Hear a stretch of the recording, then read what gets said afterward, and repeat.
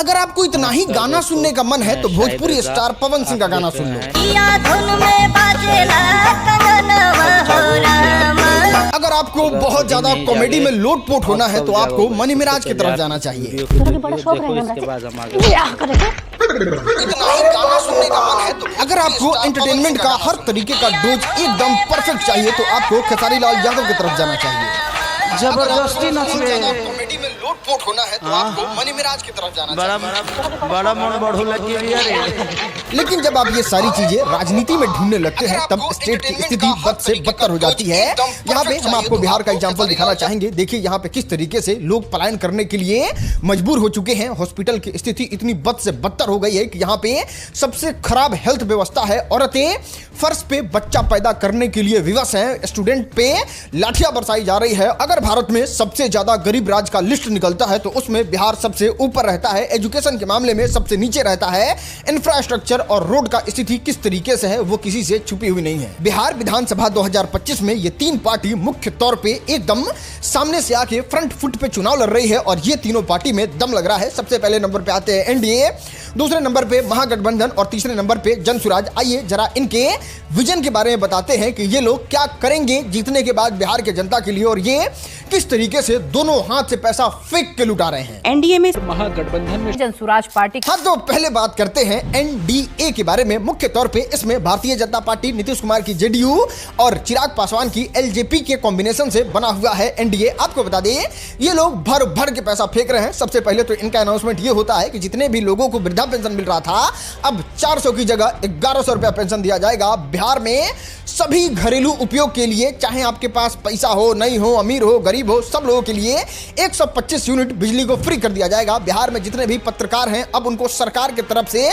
15,000 रुपया पेंशन दिया जाएगा और पेंशन ही नहीं फैमिली पेंशन के तौर पे भी उनके पत्नी को भी पैसा दिया जाएगा अगर पत्रकार साहब को कुछ हो जाता है तो, और वो अमाउंट होगा 10,000 रुपया। आगे 4,000 करोड़ लगा के बिया भवन बनाना हो या फिर इस तरीके का योजना का लड़ी लगा देना हो, सब इस सरकार में किया जा रहा है और दोनों हाथ से पैसा लुटाया जा रहा है। लेकिन आपके मन में ये सवाल आ रहा होगा कि आखिर ये पैसा लुटाया कहां से जा रहा है और ये सरकार ही न कर रही है। तो ऐसा बात नहीं है, ये पैसा सरकारी पैसा है। सरकारी पैसा कहां से आता है तो जो आप और हम टैक्स देते हैं। टैक्स जब आप पेट्रोल भरवाने जाते हैं, जब आप रोड टैक्स देते हैं, जब आप साइकिल 1-1 लाख रुपया का मोटरसाइकिल खरीदते हैं, जब आप जमीन रजिस्ट्री करवाते हैं, नमक खरीदते हैं, तेल खरीदते हैं, पानी का बोतल खरीदते हैं, ट्रेन में यात्रा करते हैं, उसमें बहुत मोटा रकम सरकार को जाता है जिसमें इनकम टैक्स से लेके कॉर्पोरेट टैक्स से लेके जीएसटी से लेके सारा पैसा इकट्ठा होता है और वो पैसा जाता है सरकार के पास और सरकार इन सारी योजना में उसको अपने वोट के लिए, अपने फायदे के लिए दोनों हाथ से लुटाती है। नहीं, आप इस बात को समझने की कोशिश कीजिए। जिस टैक्स का पैसा का इस्तेमाल होना चाहिए बिहार के अच्छे डेवलपमेंट के लिए, अच्छे काम के लिए,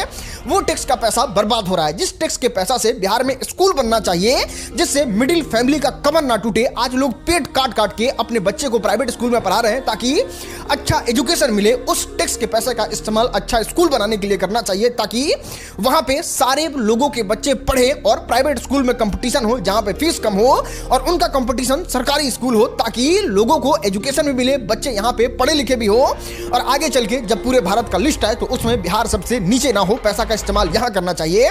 आज आप देख रहे होंगे किस तरीके से महिलाओं को फर्श पे बच्चा पैदा करना पड़ रहा है। ये हॉस्पिटल की स्थिति इस तरीके से खराब हो गई है। अभी बेतिया में आपने देखा होगा किस तरीके से एक बॉडी को खींच के 2 आदमी ले जा रहा था। इस तरीके से हॉस्पिटल का हाल हुआ पड़ा है। आम आदमी का कोई वैल्यू नहीं होता है। पीएमसीएच से लेके एम्स जैसे बड़े बड़े संस्था में नेता मंत्री तो चलो 1 मिनट के लिए जाके अपना इलाज करवा लेते हैं लेकिन आम आदमी चक्कर काटते रह जाते हैं। उन सारे जगहों पे पैसा लगा के इन सारी चीजों को डेवलप करना चाहिए तो वो टैक्स का पैसा इस्तेमाल होता है चुनाव जीतने में, हेलीकॉप्टर से घूमने में और लोगों को फ्री वीज बांटने में। आपसे इतना ज्यादा टैक्स का पैसा वसूलने के बाद ना ये सरकार बाढ़ रोक पा रही है, ना यहाँ के बच्चों को रोजगार दे पा रही है, ना यहाँ पे एक भी एग्जाम अच्छे तरीके से कंडक्ट करा पा रही है और जो बच्चे जाते हैं विरोध करने उस पे इनका काम सिर्फ एक ही रहता है, लाठी चलाना, लाठी चलाना और लाठी चलाना। और ऐसा नहीं है कि यहाँ पे सिर्फ भारतीय जनता पार्टी ही दोनों हाथ से खुल के पैसा लुटा रही है। एक सत्ता बचाने के लिए पैसा लुटा रहे हैं तो एक सत्ता पाने के लिए पैसा लुटा रहे हैं। यहाँ पे अगर बात करें आरजेडी महागठबंधन के बारे में तो ये लोग आके अनाउंस करते हैं कि अरे वो 125 यूनिट फ्री दे रहे थे, अरे क्या उनको वोट दीजिएगा, हम 200 यूनिट फ्री देंगे और उसमें भी आपका अगर पहले से बकाया होगा उस सब भी माफ, उल्टा सब्सिडी मिलेगा आप लोगों को अगर आप हमको जितवा देते हैं तो। इतना ही नहीं, अभी तो वृद्धा पेंशन 400 से 1100 हुआ है जो नीतीश कुमार की है, वो तो रहेगा ही। आपको बता दें, माई बहन योजना के तहत हर महिलाओं को 2500 रुपया दिया जाएगा। और इतना ही नहीं, मुफ्त का बांटने का रेवड़ी तो इस तरीके से बिहार में बट रहा है कि नहीं, आप चिंता मत कीजिए। अगर आप अपना एजुकेशन क्वालिफिकेशन पार कर लेते हैं और आपको कहीं नौकरी नहीं मिलता है तो आपको, लड़का है तो भी आपको 1500 रुपया हर महीना दिया जाएगा। जितने लोग इस लूट खसोट और बर्बादी को देख के खुश हो रहे हैं और अपने अपने पार्टी को सपोर्ट कर रहे हैं, उन लोगों को बता दें, स्टेट का स्थिति बद से बदतर हो गया है। बिहार पे इतना ज्यादा कर्जा हो चुका है कि रोज, इंग्लिश में जितने लोगों को समझ में आता है उनको बता दें, पर डे, एक दिन में बिहार जो है वो 63 करोड़ रुपया सूद देता है। मतलब इंटरेस्ट पे कर रहा है 63 करोड़ रुपया रोज रोज रोज रोज रोज रोज। इतना ज्यादा बिहार पे कर्जा हो चुका है। बात करें कमाई के बारे में तो किसी भी स्टेट का मेजर सोर्स ऑफ इनकम जो होता है वो लिकर टैक्स होता है, लेकिन बिहार में उसको भी बैन कर दिया गया है। उसके बैन होने की वजह से बिहार में पेट्रोल का दाम बढ़ा दिया गया है, जिसकी वजह से बड़ा बड़ा गाड़ी जो बिहार स्टेट को क्रॉस करके जाती है, जो मिलियंस ऑफ लीटर अपने गाड़ी में फ्यूल भरवाती है, वो बॉर्डर से घुसने से पहले अपने गाड़ी में रिफिल करा लेती है, फिर बॉर्डर क्रॉस होने के बाद रिफिल कराती है, जिससे स्टेट को वहां से भी बहुत ज्यादा कम रेवेन्यू मिलता है। इतना ही नहीं, इस चीजों के वजह से, इतना ज्यादा कर्जा, इतना ज्यादा अनियमितता की वजह से रजिस्ट्री का भी शुल्क सबसे ज्यादा, अगर किसी स्टेट का लिस्ट निकलेगा तो वो यहीं पे है, मतलब बिहार में ही है। चारों तरफ महंगाई बढ़ा हुआ है, चारों तरफ लूट खसोट मचा हुआ है, लेकिन यहाँ पे इतनी लूट खसोट के बाद बिहार को संभालने की जगह, बिहार को विकसित करने की जगह सब लोग सबसे पहले तो सत्ता पाना चाहते हैं और सब पैसा लुटा देना चाहते हैं किसी तरीके से।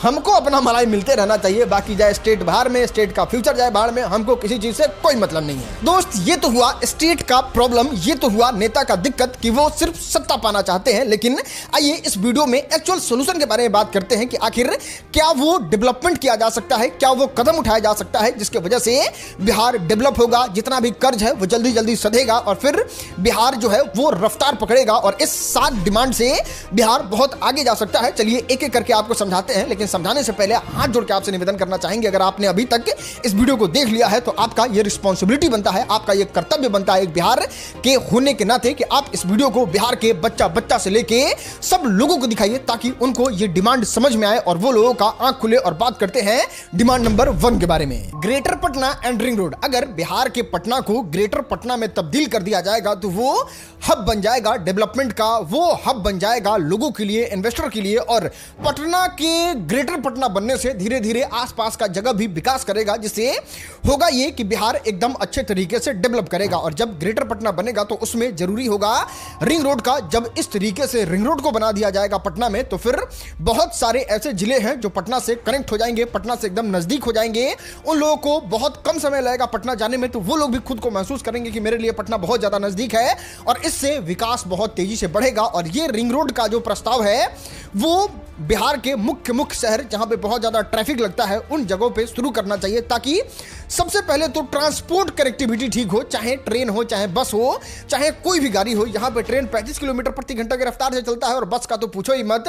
अगर आपको 100-150 किलोमीटर जाना है तो 5 घंटे 6 घंटा लग जाता है। तो पहले इसको दुरुस्त करने का जरूरत है और ग्रेटर पटना बनाने का जरूरत है। दूसरा है सबसे इंपॉर्टेंट मेगा IT सिटी, और ये मिलना चाहिए बिहार को। आपको बता दें, आप चाहे किसी भी डेवलप स्टेट में चले जाइए, चाहे वो चेन्नई हो, बेंगलोर हो, मुंबई हो, दिल्ली हो, सब जगह पे है मेगा IT सिटी जो एक स्टेट को बहुत ज्यादा डेवलप करने में मदद करता है। वहां पे इन्वेस्टर लुभाते हैं, वहां पे काम करने वाला बड़ा बड़ा कंपनी खुलता है, कंपनी का बड़ा बड़ा ऑफिस खुलता है, जिससे वो स्टेट डेवलप हो जाता है और वो बिहार भी हो सकता है। और आप बिहार को हल्के में मत लीजिए कि नहीं यार क्या सपना दिखा रहे हो, क्या बोल रहे हो, ऐसा कैसे हो सकता है, बिहार बहुत गरीब है, यहाँ के लोग टैक्स नहीं देते हैं, यहाँ के लोग बहुत गरीब।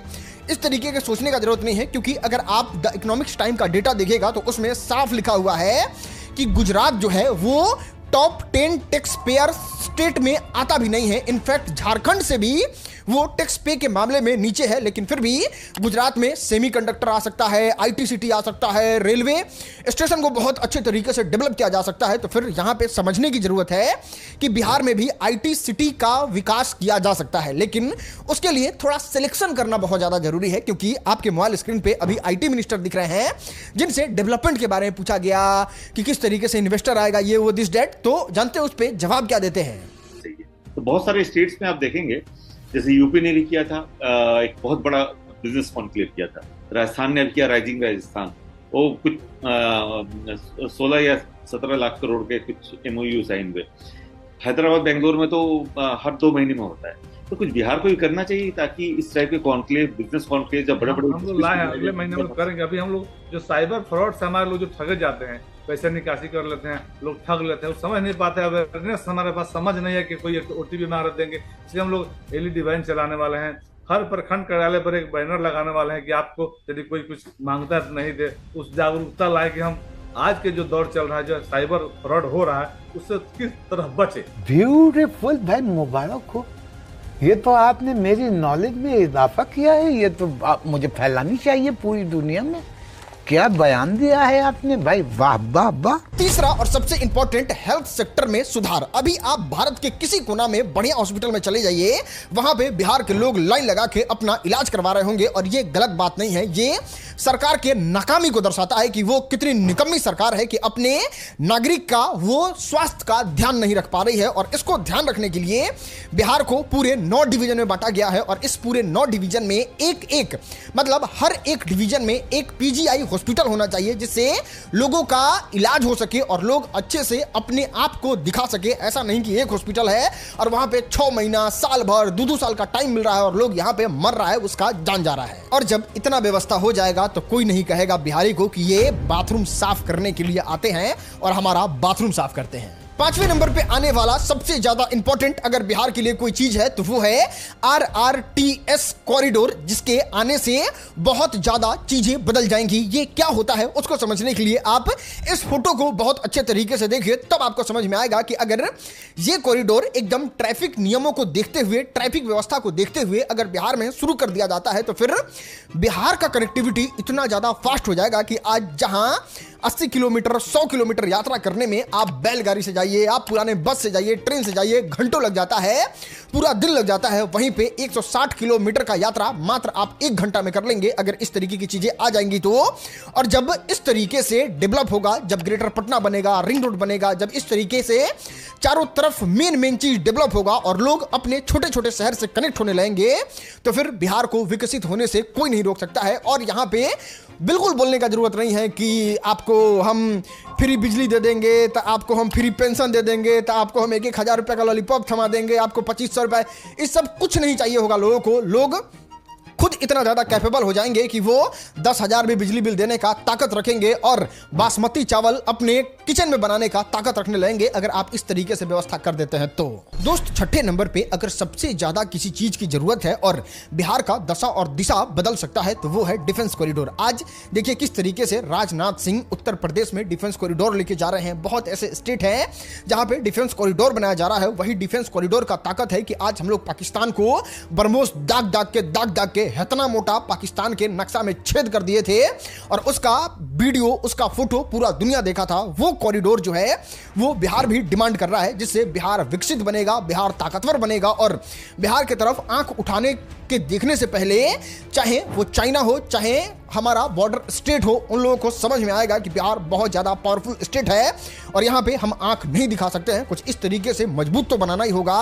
बिहार के लोगों को इसमें रोजगार मिलेगा और जब सब स्टेट में बन सकता है तो फिर हमारे यहां क्यों नहीं बन सकता है भाई। मेरा सवाल बस सिंपल इतना है और आप जनता को दूसरे चीजों में क्यों उलझा रहे हैं। आखिरी और सबसे ज्यादा इंपॉर्टेंट अगर बिहार के लिए कुछ जरूरी है तो वो है नॉनली पार्क। और यहां पे आप देख लीजिए किसी भी पार्टी को उठा के, चाहे वो भारतीय जनता पार्टी हो, चाहे एनडीए गठबंधन हो, चाहे हो महागठबंधन, कोई इन सब टॉपिक पे बिल्कुल बात ही नहीं कर रहा है, कोई इंटरेस्ट नहीं दिखा रहा है। आज आप देखिए भारतीय जनता पार्टी इस बात को साबित करने के लिए लगी हुई है और एकदम मुद्दा बनाया हुआ है चुनाव का कि नहीं, हम जो SIR करवा रहे हैं वो बिल्कुल एकदम 100% सही है। वही बात करें महागठबंधन के बारे में तो वो कह रहा है वोट चोर गद्दी छोड़, वोट चोर गद्दी छोड़, मतलब एकदम वोट चोरी को ही एकदम ये लोग मुद्दा बना दिया है और उस मुद्दा से लोग हिल नहीं रहा है कि ना वो कह रहा है तुम वोट चोर, वो कह रहा है तुम वोट चोर नहीं। बाकी जितनी भी पार्टी है कोई इन सब टॉपिक पे बात नहीं कर रही है और आपसे निवेदन है कि इस वीडियो को इतना शेयर कीजिए, इतना फैलाइए कि हर बच्चों के फोन में, हर लोगों के पास ये वीडियो पहुंच